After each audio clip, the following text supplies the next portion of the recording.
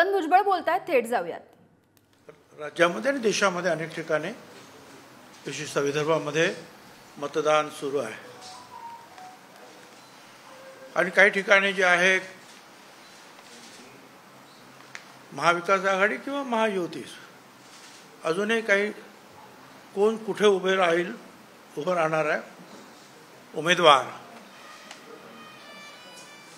कुठल्या पक्षाला ती जागा जाते याच्याबद्दल अजूनही चर्चा सुरू आहे. नाशिकच्या बाबतीमध्ये होळीच्या दिवशी जे आहे आम्हाला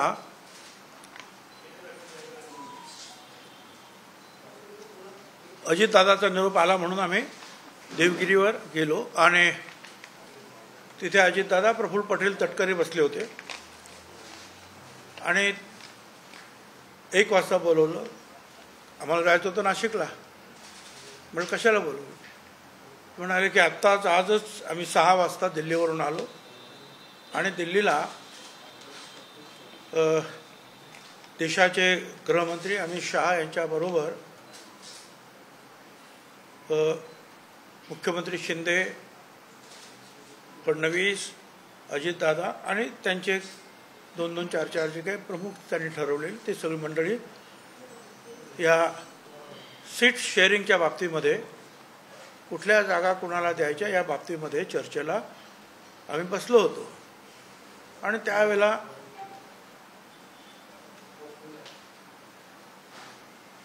नाशिकच्या जागेची चर्चा सुरू झाली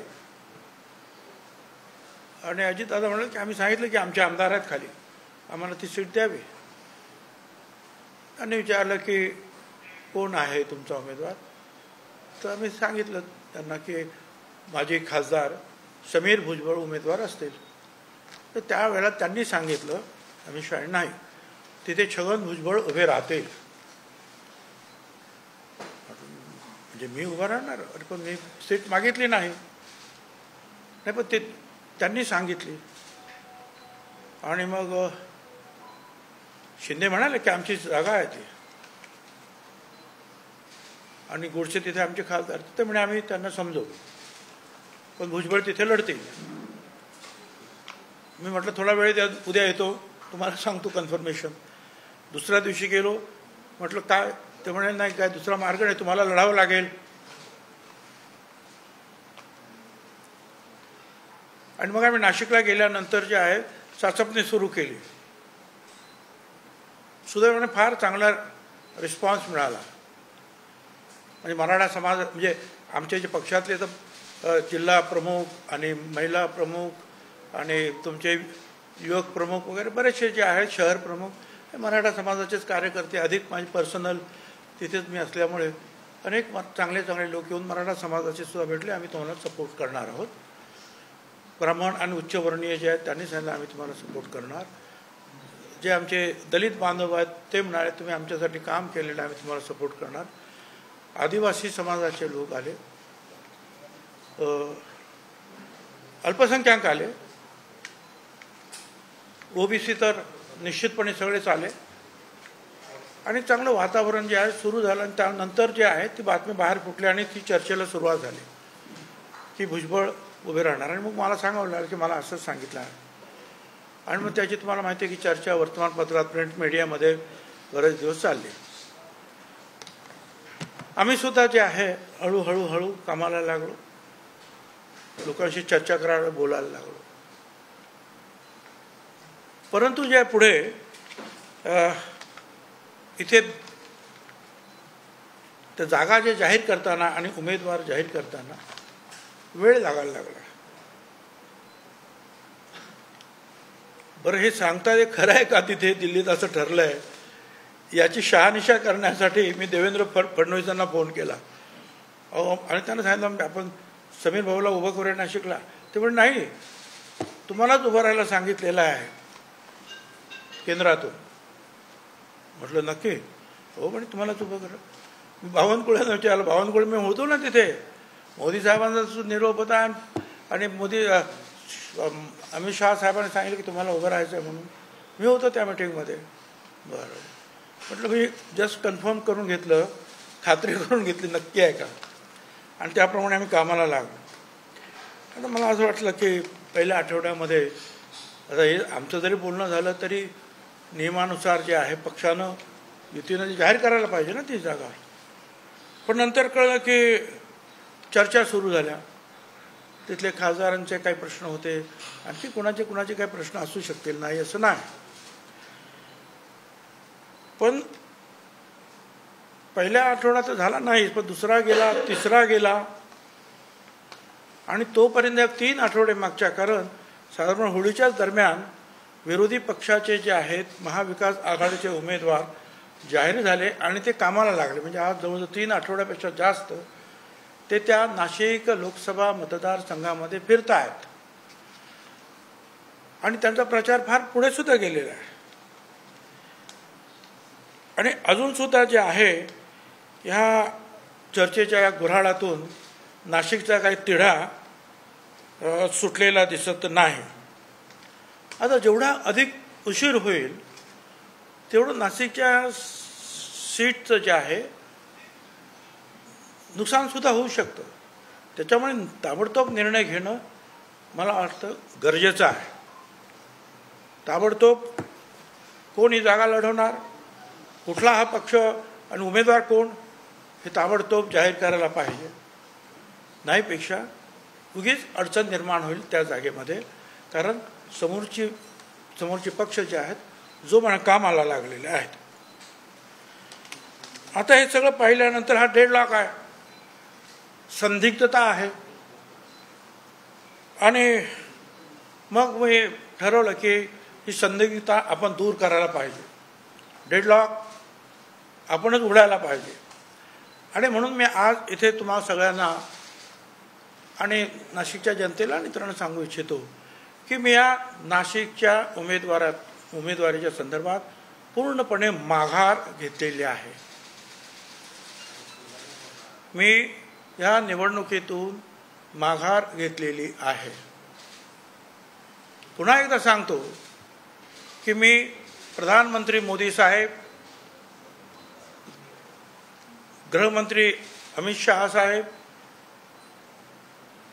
यांनी माझ्यावर विश्वास टाकला, माझं नाव सुचवलं, आग्रह धरला, त्याबद्दल मी त्यांचा मनापासून आभारी आहे.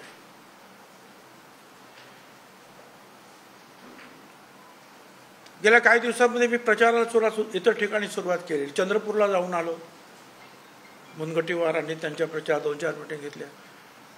आणखीन अनेक ठिकाणी जे आहेत त्यांनी माझ्या तारखा मागितलेल्या आहेत, किमान 6-7 ठिकाणी, आणखी ते वाढत जातील.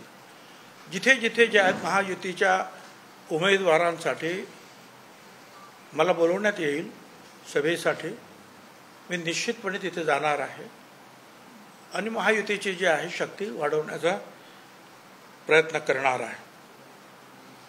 मी पुन्हा एकदा माझ्या पक्षाचे सुद्धा जे नेते आहेत, BJPचे नेते आहेत आणि शिंदे मुख्यमंत्री, सगळ्यांच्या मनापासून आभार मानतो. नाशिकमध्ये ज्यांनी मला पाठिंबा व्यक्त केला स्वतःहून येऊन, मग त्याच्यामध्ये अनेक पक्षाचे, BJPचे तर निश्चितपणे होतेच, ते पण होते, पण इतरांनी सुद्धा जे आहेत की साहेब आम्ही तुमच्याबरोबर राहणार. किंवा मराठा समाजाचे जे आहेत अनेक लोक येऊन त्यांनी सांगितलं नाही, नाशिकच्या विकासासाठी आम्ही तुमच्याबरोबर राहणार. कारण नाशिकचा विकास 2009 ते 2014 या 5 वर्षामध्ये समीर भुजबळ तिथे खासदार होते, मी पालकमंत्री होतो, आणि मग तो इथून Mumbai Nashik road, flyover, Nashik Chandrapur, Trimbakeshwar, Nashik Pune, Nashik Yeola, Aurangabad, ring roads दोन्ही, एअरपोर्ट, बोट क्लब, नंतर कुंभमेळा येणार होता म्हणून गोदावरी नदीच्या काठाचे असलेले जे घाट वगैरे, वेगवेगळ्या मंदिराचे वगैरे प्रश्न तिथले, अनेक कामं जे आहेत रस्त्यांची सुद्धा आम्ही केली होती, डेव्हलपमेंट.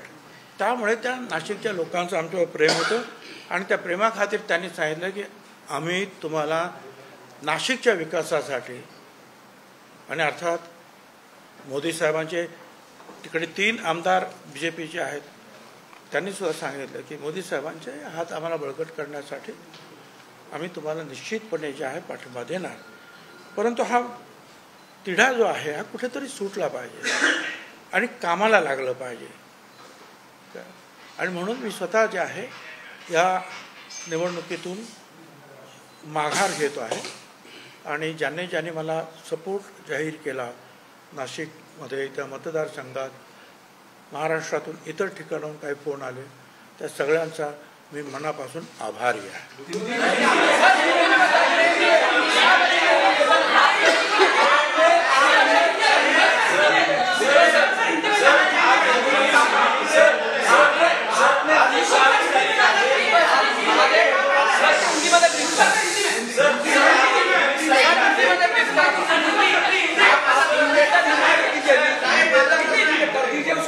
अच्छा ठीक है भाई, चलिए हिंदी जरा ठहरो, मैं बैठूंगा. मैं जो है ये हमारे जो हिंदी वाले हैं, और भाई सुनो भाई, अब हिंदी में निवेदन कर रहा हूँ. देखिए जो हमारा जो होली का त्यौहार था उस दिन जो है हमें बुलाया गया. प्रफुल्ल पटेल, अजित पवार और तटकरे हमारे जो पार्टी के लीडर हैं, और उन्होंने कहा कि हम 6 बजे आए हैं सुबह दिल्ली से, और रात को 3 बजे मीटिंग ख़त्म हुई. अमित शाह साहब वहाँ थे, और जब अलग अलग जो कॉन्स्टिट्यूंसी जो है मतदार संघ, उनमें जो चर्चा हुई, जब नासिक की चर्चा आई तो अमित शाह साहब ने कहा कि वहाँ छगन भुजबल जी को खड़ा होना चाहिए, उनको खड़ा कीजिए. तो मैंने तो इनको कहा, अजित पवार को मैंने तो मांगा नहीं था. तो आपने नहीं मांगा था क्या? मगर उन्होंने खुद कहा है कि वहाँ भुजबल जी को खड़ा करो. तो अभी हम क्या करें? 24 घंटा मुझे दे दो, विचार विमर्श करता हूँ. 24 घंटे के बाद मैं फिर गया, फिर उन्होंने वही कहा कि हम उनको कुछ नहीं बोल सकते, तुमको है कंटेस्ट करना है, तुमको लड़ना है. हमने जाके जो है नासिक में जो है लोगों से पूछताछ शुरू कर दी. मराठा हमारे जो कुछ जो है चाहते हैं वो आए, ओबीसी के आए, आदिवासी आए, दलित, मुस्लिम, कई सारे लासे से. चूँकि मैंने काफ़ी हम लोगों ने काम किया है, डेवलपमेंट का काफ़ी काम किया है, तो हमको बहुत अच्छा रिस्पांस मिला कि नहीं, हम पूरे आपको साथ देने वाले हैं, आप खड़ा हुई नासिक की डेवलपमेंट के लिए. और साथ साथ मोदी साहब के हाथ भी हमको मजबूत करना है, क्योंकि 3 MLA जो है वो मोदी साहब के बीजेपी से है, नासिक से आते हैं. तो हमने भाई ठीक है, तो चर्चा शुरू हुई. तो हम ये है ना कि भले इन्होंने कहा, मगर वो मीडिया में तो जो उसका जो है बोलना चाहिए या कंफर्मेशन होना चाहिए कि ऐसा ऐसा तय हुआ. तो 1 हफ्ता हुआ, चर्चा शुरू हो गई कि भाई ये किसकी जगह है. अभी हमने तो कहा, हमको तो उन्होंने बोला है तो मैं जरूर लड़ूंगा भी और जीतूंगा भी. मगर अब 3 हफ्ते के बाद कई सारे सवाल हल हो गए दूसरी जगह के, दूसरे कॉन्स्टिट्यूंसी के. फिर वो सतारा हो या ये सिंधुदुर्ग हो या कहीं भी, मगर नासिक का जो पहले होना चाहिए था, क्योंकि पहले जो हमको बताया गया वो 3 हफ्ते पहले अपना काम शुरू कर दिए, तो अभी तक जो है वो डेडलॉक में पड़ा हो, अभी तक वो चर्चे में रहा. अभी हमारे खिलाफ जो महाविकास आघाड़ी, शरद पवार, उद्धव ठाकरे और कांग्रेस का जो उम्मीदवार है, संयुक्त उम्मीदवार, वो 3 हफ्ते पहले ही डिक्लेयर हो गया और उन्होंने काम शुरू कर दिया. अब जितना समय जाएगा उतना जो है नुकसान भी होने का डर है.